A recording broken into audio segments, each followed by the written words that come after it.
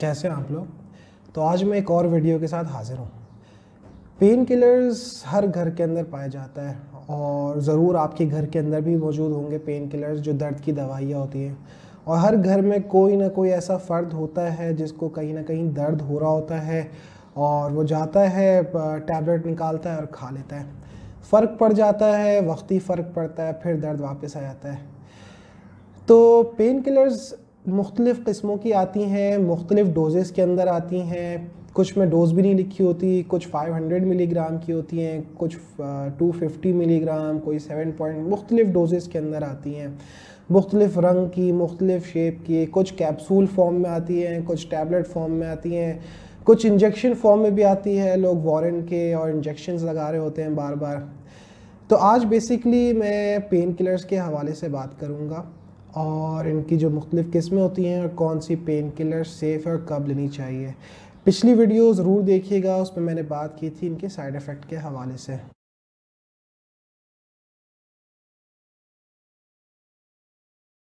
अच्छा, एक pain killer तो सिंपल पैरासीटामोल आती है, यानी कि Panadol, Panadol extra, Panadol CF जो लोग इस्तेमाल करते हैं बुखार के लिए, और ये दर्द में भी रिलीफ़ देती है।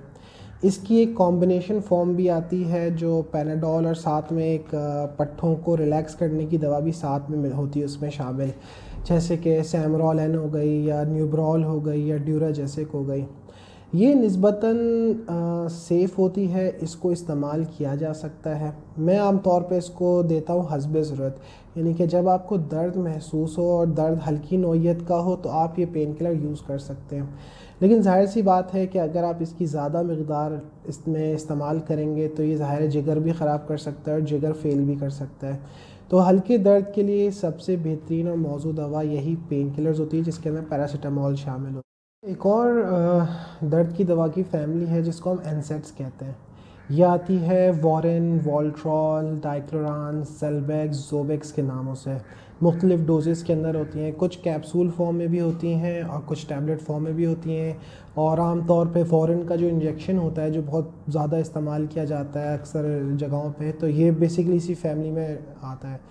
और पिछली वीडियो में जो मैंने बात की थी साइड इफ़ेक्ट्स के हवाले से कि गुर्दे ख़राब हो जाते हैं और दिल का भी मसला हो सकता है तो ये बेसिकली इसी ही दवा से होता है। अच्छा, इसको मैं आम तौर पे बहुत शदीद दर्द होता है तो मैं मरीज़ से कहता हूँ कि आप ये इस्तेमाल करें। मेरी ज़ाती और ज़्यादातर डॉक्टर्स की कोशिश यही होती है कि जो ऐसी दवाइयाँ हैं इनको हस्बे ज़रूरत इस्तेमाल करें। उस वक्त इस्तेमाल करें जब सैमरोल एन या न्यूब्रोल फोर्ट या इस जो पैनाडोल कंटेनिंग जो दवाइयाँ होती हैं उनसे आपको जब फ़र्क ना पड़ रहा हो, तो आप ये दवा बिल्कुल हस्बे ज़रूरत इस्तेमाल।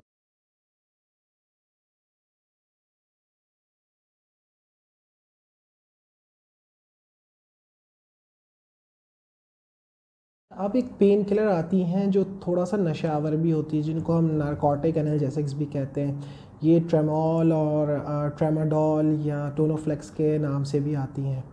ये काफ़ी ज़्यादा पावरफुल होती हैं और बहुत इफ़ेक्टिव भी होती हैं, लेकिन चूँकि ये नशे आवर भी होती हैं इसलिए ये कम इस्तेमाल करते हैं और आम तौर पे उस वक्त के लिए बचा के रखते हैं जब आपको पिछली जो मैंने दवाइयाँ बताई हैं जैसे एनसेड और पैनाडोल वाली दवाइयों से बिल्कुल फ़र्क ना पड़ रहा हो। ये कॉमनली जो जिन लोगों को बहुत ही शदीद चोट लगी होती है या जो कैंसर के मरीज़ होते हैं या जिनका फ्रैक्चर हुआ होता है, ये दवा उन लोगों के लिए बचा के रखते हैं। ये वो यानी वो लोग ये दवा इस्तेमाल कर सकते हैं।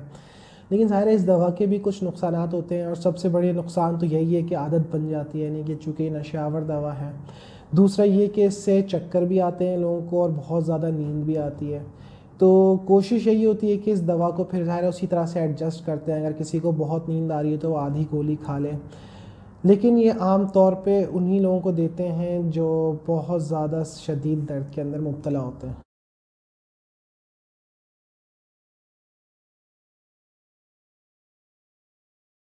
अच्छा, कुछ दर्द की दवाइयाँ ऐसी होती हैं जो हम नर्व्स यानी नसों के दर्द के लिए इस्तेमाल करते हैं, जो जिनको हम न्यूरोपैथिक पेन कहते हैं। मिसाल के तौर पे आप जैसे कि कुछ लोगों के कमर के अंदर दर्द हो रहा होता है जो टांगों के अंदर नीचे की तरफ जा रहा होता है, या जिसको हम अर्कुनिसा भी कहते हैं, या कुछ जो होता है कि लोगों के जो तलवे होते हैं पैर उसके अंदर जलन हो रही होती है।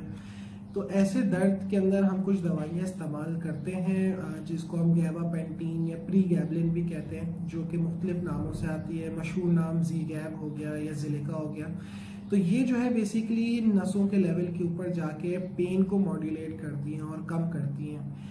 ये अच्छी इफेक्टिव होती हैं, और ख़ास तौर से जो शुगर के मरीज़ होते हैं जिनके पैरों के अंदर जलन हो रही होती है, या जो कमर के दर्द के मरीज़ होते हैं जिनका दर्द नीचे टाकूलों के ज़रिए नीचे टांगों की तरफ जा रहा होता है, तो उनमें काफ़ी मददगार साबित होती हैं। लेकिन ज़ाहिर है ये भी गुनूदगी कराती हैं, ज़्यादा नींद उनसे आती है और चक्कर भी आते हैं कुछ लोगों को।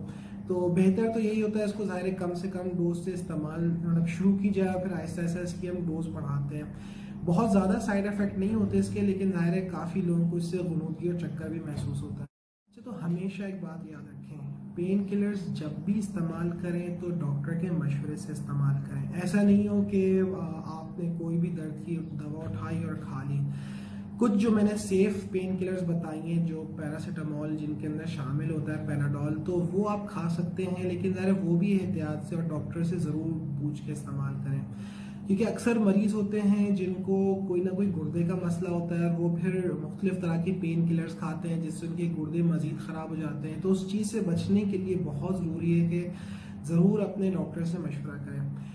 दूसरी अहम बात मैं आखिर में करना चाहूँगा कि जो दर्द की दवाइयाँ होती हैं इनको कोशिश करें हस्बे ज़रूरत लें। अगर हल्का दर्द हो तो आप जो मैंने दवा बताई वो इस्तेमाल करें, शिद्दत वाला दर्द हो तो आप ये दूसरी दवा इस्तेमाल करें। चूँकि दर्द की दवाइयों के साथ साइड इफ़ेक्ट्स भी होते हैं, तो इसीलिए हमारी ख़ास तौर पे हम ये तलक़ीन करते हैं कि इनको हस्बे ज़रूरत ले सकते हैं तो हस्बे ज़रूरत ही लें। ऐसा नहीं हो कि आप मुसलसल रोज़ाना दर्द की दवा खा रहे हैं, बेशक ज़रूरत नहीं भी है तो आप खा रहे हैं। कोशिश करें कि कोई दूसरे रास्ते अख्तियार करें, कोई अल्टरनेटिव तरीका इस्तेमाल करें जिससे आपको दर्द में आराम आए। जैसे कुछ लोग होते हैं जिनका वज़न बहुत ज़्यादा होता है, ज़ाहिर वज़न ज़्यादा होगा तो कमर और घुटनों के ऊपर भी बोझ पड़ेगा। तो वज़न कम करें, एक्सरसाइजेस करें, मुख्तलिफ वर्जिशें करें, फिजियोथेरेपी करें, हल्की फुल्की जो स्ट्रेचिंग की एक्सरसाइज हो गई, योगा लोग करते हैं, अगर आप स्विमिंग कर सकते हैं स्विमिंग करें। तो ये सब चीज़ें भी दर्द में बहुत अच्छा इनके उनको कंट्रोल करने बहुत इफेक्टिव होती हैं। तो मजबूरी के तहत ही दर्द की दवा इस्तेमाल करें, अदरवाइज ना करें। तो अगर आपके जहन में कोई सवाल हो, कुछ पूछना चाहते हो, तो नीचे आप कमेंट सेक्शन में भी लिख सकते हैं, नहीं तो आप मुझे फेसबुक के ऊपर मैसेज भी कर सकते हैं। शुक्रिया।